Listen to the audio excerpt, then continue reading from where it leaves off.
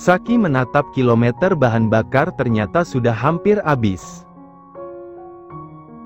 Di depan ada pom bensin, ia masuk dan ikut antrian dengan yang lainnya. Setelah tiba bagiannya ia turun kemudian membuka penutup bahan bakar. Saat sedang menunggu dari pengisian sebelahnya tepatnya bahan bakar untuk orang elit. Sebuah mobil mewah sedang mengisi juga. Karena kaca mobil yang diturunkan sedang pengendara tidak ikut turun. Jelas bisa melihat ke arah Saki. Sakil, mendengar ada yang memanggil namanya, Saki menoleh kemudian ia membulatkan matanya. Melihat siapa yang memanggilnya. Padahal saat ini Saki sedang mengenakan topi dan juga masker, tapi orang itu masih bisa mengenali wajahnya. Karena Saki sudah selesai, ia buru-buru pergi dari sana. Saki, woi, tunggu. Karena teriakannya membuat beberapa orang menoleh. Lah hanya nyengir kuda. Lantas ia segera keluar dari area pom setelah pengisian selesai. Gue yakin dia Saki, Jem. Deki begitu yakin orang tadi adalah Saki. Benar, orang yang memanggil Saki tadi adalah Deki. Lah sedang bersama Jamie saat ini. Tapi masa iya, si Saki jadi sopir angkot gitu? Tanya Jenny. Makanya, buruan kejar dia. Kita bisa tahu kalau udah ketemu langsung. Jamie buru-buru mengejar angkot yang sudah berada jauh di depannya. Namanya angkot, Saki tidak bisa melakukan dengan kecepatan tinggi. Apalagi ada penumpang nenek-nenek yang pasti tidak bisa diajak balapan. Akhirnya mobil Saki berhasil disalip oleh mobil Jamie. Aduh, bang. Berhenti kira-kira dong, jangan mendadak gini. Omel seorang ibu. Lihat nih, si abang. Udah tahu ada nenek-nenek, timpal yang lainnya. Saki menoleh ke belakang, aduh, maaf ya ibu-ibu. Saki meminta maaf dengan menangkupkan kedua telapak tangan. Saat Saki kembali menoleh ke depan, Jamie dan Deki sudah berjalan menghampirinya. Aduh, bang itu ada apa? Abang nabrak, ya? Tanya bapak-bapak di sampingnya. Dengan segera Saki turun dan menghampiri Jamie yang hampir dekat ke pintu mobilnya. Kalian ngapain sih, nyegat orang sembarangan? Bahaya tahu nggak? Saki menyambut dua temannya dengan omelan. Lo beneran Saki? Deki menarik masker yang Saki gunakan. Tapi Saki menepisnya. Lia, ini gue. Kenapa? Ha serius lo? Lo jadi sopir angkot? Bokap lo udah bangkrut. Jamie yang tidak percaya dengan penampilan Saki saat ini sampai memutar tubuh Saki. Baju Saki masih baju lama yang branded, tapi warnanya sudah memudar. Rambutnya juga sudah terlihat gondrong. Meski memakai topi, tapi rambut Saki keluar dari pinggiran topinya. Gue lagi jalanin misi. Udah sana lo pergi jangan ganggu gue, kasihan penumpang gue. Nungguin. Tapi, Sak. Udah sana lo pergi. Kalau nggak mobil kesayangan lo gue tabrak. Ancam Saki kemudian kembali ke dalam mobil. Setelah masuk ke dalam mobil Saki menekan klakson berkali-kali.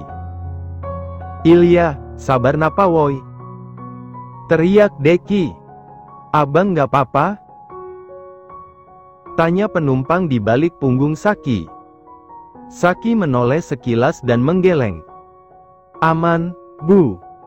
Kita jalan lagi. Kemudian Saki kembali menjalankan mobilnya. Sore hari Saki masih menarik penumpang. Dan ini penumpang terakhir yang ia bawa sebelum pulang ke tempat biasa mobil terparkir. Biasanya Saki hanya narik sampai sore, tapi hari ini karena pikiran sedang tidak baik-baik saja, ia narik sampai menjelang maghrib. Bukan serakah, tapi dia hanya ingin menghilangkan rasa pusing saja. Penumpang di sore hari cukup banyak, mungkin karena bertepatan dengan jadwal pulang kerja. Di depan sebuah toko seorang wanita berdiri dan melambai. Saki menghentikan lajunya tepat di depan wanita itu. Tadinya wanita itu hendak naik ke bagian belakang, namun karena sudah penuh dan yang tersisa hanya di samping kemudi. Meski ragu-ragu, wanita itu tetap masuk ke dalam. Setelah pintu ditutup, Saki kembali menjalankan mobilnya. Awalnya Saki tidak ngeh dengan keberadaan wanita di sampingnya. Namun tanpa sengaja ia menoleh, sekali masih belum sadar. Saki mendongakkan kepala kemudian kembali menoleh ke arah samping. Di dia. Gadis itu. Batin Saki. Benar, wanita yang duduk di samping Saki adalah Ayla. Karena penampilan Saki yang tertutup masker dan topi, jadi Ayla tidak tahu jika sopir angkot itu adalah pria yang merenggutnya malam itu. Terlihat jakun Saki naik turun, tandanya ia sedang menelan selaiva. Akhirnya kamu ketemu juga Ayla. Tunggu. Belum saatnya dia tahu. Jangan sampai dia lepas karena ketakutan. Gue harus tahu dulu di mana dia tinggal, gumam Saki membatin. Kiri bang, depan. Saki terperanjat saat mendengar suara Ayla. Secepatnya ia mengerem, beruntung dia dalam keadaan tidak ngebut saat mengendarai angkotnya. Jadi saat berhenti mendadak tidak membuat penumpang lain kaget seperti tadi siang. Jadi, di sini rupanya kamu tinggal, anak manis. Sekilas saja Saki bisa melihat wajah ayu dan alami Ayla. Tidak seperti gadis kota kebanyakan, bukan hanya di kota. Tapi di kampung-kampung juga. Mereka sudah mengenal make up dan skincare. Wajah Ayla ini cantik alami, tanpa riasan make up. Sedap dipandang, begitu juga Saki yang baru kali ini melihat dengan jelas wajah Ayla secara langsung. Saki menjatuhkan bobotnya yang sangat lelah. Tidak seperti biasa saat pulang hanya ada rasa lelah. Tapi kali ini lelah di tubuhnya seakan sirna. Yang ia rasakan seperti banyak sekali kupu-kupu beterbangan di dalam perutnya. Pencariannya telah membuahkan hasil. Tinggal ia menemui Ayla secara langsung dan meminta maaf sekaligus mempertanggungjawabkan perbuatannya. Ayla, ternyata wajahmu jauh lebih imut dari yang ada dalam foto. Kayaknya gue jatuh cinta pada pandangan pertama, gadis manis. Dia kan udah nggak gadis lagi. Saki terkekeh pelan.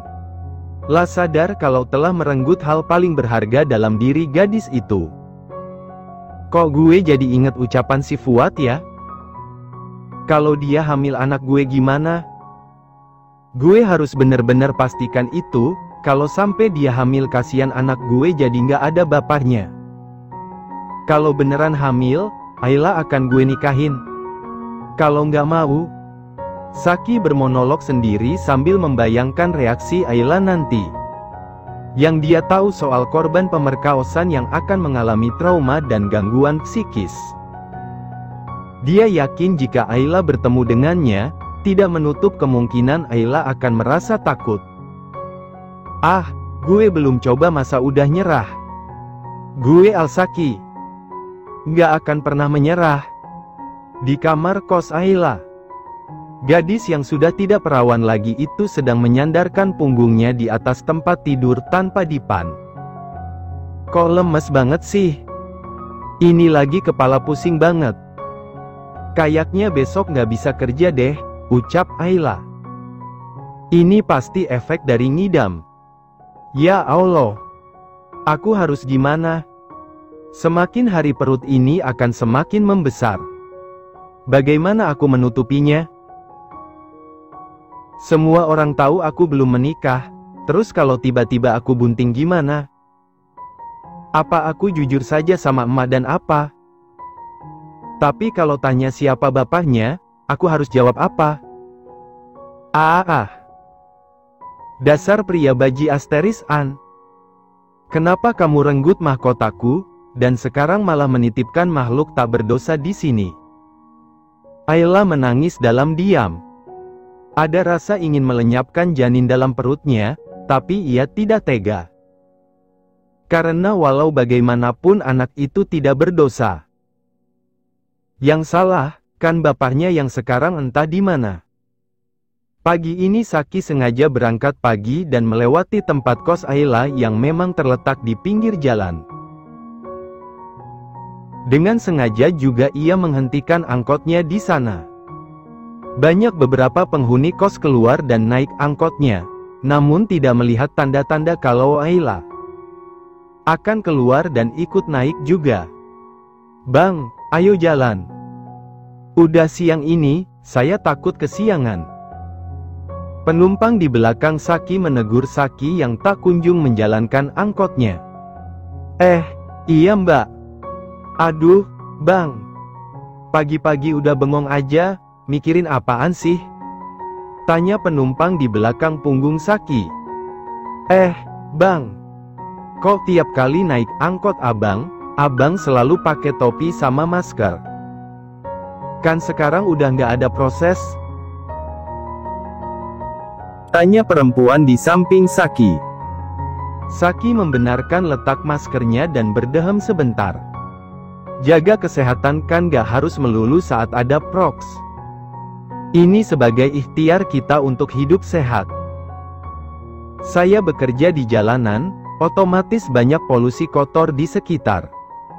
Penjelasan Saki masuk akal, memang sebagai warga banyak yang hanya melakukan penjagaan itu saat ada proks. Ketika proks dilonggarkan peraturan itu juga seakan hilang. Menjaga diri dari penyakit dan selalu hidup sehat, bukankah itu merupakan sebagian dari iman?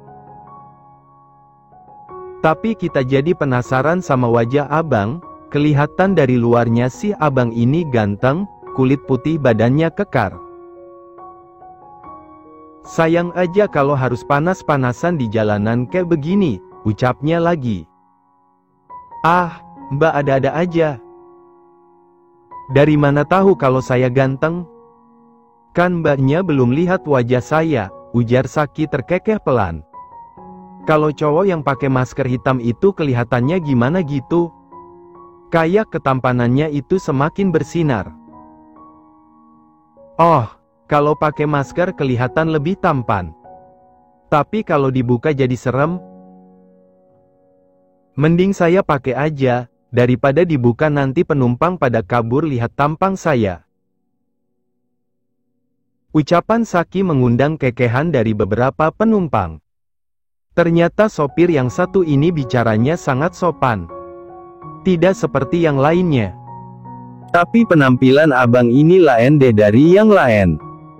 Lain gimana? Saki menoleh sekilas dan wanita itu bisa melihat sorot mata Saki yang tajam dan alis yang tebal. Wanita itu juga bisa melihat kalau Saki memiliki hidung yang mancung dan raganya ditumbuhi bulu tipis. Pakaian abang, ujarnya. Pakaian saya biasa aja, bukan pakai baju kerajaan. Cuma celana robek kaos sama kemeja, ucap Saki menelisik penampilannya sendiri. Bang, saya kerjanya di butik. Banyak banget pengunjung dari kalangan menengah ke atas. Dan sedikit banyak saya tahu barang bermerek. Termasuk pakaian yang abang pakai ini, bermerek. Dan itu, abang pakai jam tangan Rolex. Wanita itu menunjuk lengan kiri Saki yang terlihat jam tangannya menyembul dari ujung kemeja. Saki gelagapan, ia menarik ujung kemejanya dan menutupi jam yang ia kenakan. Mana ada jam mahal. Ini cuma KW, dan saya belinya di pasar minggu. Tampilannya aja yang mirip padahal mah imitasi. Ya, biar kelihatan keren dikit lah. Sebisa mungkin Saki berpura-pura santai. Padahal dalam hati ia merasa gugup. Belum saatnya ia buka diri, toh gadis itu saja belum ia dapatkan. Jangan sampai gadis itu kembali kabur jika tahu siapa dirinya. Wanita itu mengangguk dan tidak lagi memberikan pertanyaan karena tempat kerjanya sudah di depan mata. Dia meminta berhenti kemudian turun dan membayar ongkosnya. Sampai sore pun Saki tidak melihat jika Ayla kerja. Karena ia menunggu sampai toko kelontong itu hampir tutup. Toko itu tutup menjelang maghrib. Kemana tuh cewek? Kok nggak kelihatan, apa dia nggak kerja ya? Saki keluar dari angkot beruntung tidak ada penumpangnya jadi ia bisa berhenti tanpa ada yang protes. Langkah Saki semakin dekat dengan seorang penjaga toko mungkin teman kerja Ayla. Permisi, Bang. Apa Ayla kerja di sini? Tanya Saki tanpa melepas maskernya. Iya, tapi hari ini dia nggak kerja. Katanya lagi sakit. Ucap pria itu. Sakit? Sakit apa ya? Tanya Saki penasaran. Katanya si Cih meriang dan masuk angin. Emang abang ini siapa? Oh gitu, saya teman kerja di tempat dulu, Bang. Kalau gitu makasih ya, saya permisi. Pria itu mengangguk kemudian dengan cuek ia kembali dengan tugasnya membereskan perabotan yang masih berada di luar toko. Sakit. Cewek itu sakit, tapi gimana caranya gue mastiin keadaannya? Tidak habis akal, Saki bergerak menuju tempat Ayla tinggal. Sebelum sampai, ia membeli beberapa makanan dan juga obat untuk Ayla. Setelah membeli semuanya, Sakit masih bingung bagaimana cara memberikannya pada Ayla. Di dalam kamar kos, Ayla masih berbaring di tempat tidur. Lah hanya bangun sebentar untuk sholat dan makan siang. Selebihnya ia rebahan. Perutnya yang terasa mual dan kepala yang pusing. Seperti saat mabuk perjalanan. Suara pintu diketuk, meski kepala sedang berat. Tapi Ayla memaksakan diri untuk bangun dan membukakan pintu. Bu Ayu. Ada apa ya? Tumben sekali ibu kosnya itu datang. Biasanya ia akan datang pada tanggal waktu bayar sewa. Itu pun jika ada yang telat walau 1 hari. Tapi sekarang, bahkan Ayla belum 1 bulan membayar sewa, kenapa bu kosnya sudah datang? Ini, tadi Ibu Abi dari acara arisan. Nah, kebetulan banyak banget makanan. Jadi ibu bawa untuk penghuni kos. Bu kos menyerahkan plastik makanan pada Ayla. Dan ini. Ada obat juga, Bu dengar dari yang lain kamu lagi sakit. Oh, iya Bu. Aduh, makasih banyak ya. Ayla menerima bingkisan itu dengan tidak melunturkan senyumnya. Ya udah, kalau gitu ibu pamit dulu. Jangan lupa minum obatnya buat cepat sembuh. Ayla hanya mengangguk. Setelah bu kos tidak ada baru ia masuk dan mengunci pintu. Ayla menatap kantong bertuliskan nama sebuah apotek di dekat kontrakannya. Obat. Mana mungkin aku minum obat sembarangan. Meski bayi ini bukan keinginanku, tapi minum obat sembarangan bisa membahayakan janin dalam perutku. Mending kalau keguguran dan janin ini nggak ada. Kalau cuma bikin dia cacat atau lebih parah malah bikin bahaya keduanya. Lebih baik aku nggak minum. Ayla meletakkan kantong obat di atas lemari kayu kecil. Kemudian ia membuka kantong makanan. Ada nasi lengkap dengan sayur dan juga ayam. Tapi meski makanan itu enak tidak membuat Ayla tertarik memakannya. Namun ada satu yang membuat Ayla minat memakannya, yaitu satu kotak potongan buah. Itulah makanan segar yang bisa masuk ke dalam perut Ayla. Beruntung ada buahnya juga. Jadi aku bisa makan. Ayla memakan buah itu dengan lahap. Setelahnya baru ia bisa makan nasi walau hanya sedikit. Daripada tadi siang, nasi yang hanya sedikit masuk ke dalam perutnya harus dikeluarkan lagi. Emang gini ya, kalau orang hamil. Harusnya kan kalau ibu hamil itu didampingi ibu dan suami. Apalagi hamil anak pertama. Tapi aku, suami aja nggak punya. Ayah dari anakku aja aku nggak kenal. Kembali gurat kesedihan terlihat dari wajahnya. Apa aku salah ya, kabur gitu aja? Harusnya kan aku tuntut dia buat tanggung jawab dengan yang udah diperbuat. Kalau udah gini, aku harus minta tanggung jawab sama siapa? Balik lagi ke hotel dan bertanya siapa penghuni kamar malam itu. Hanya akan membuatku malu aja.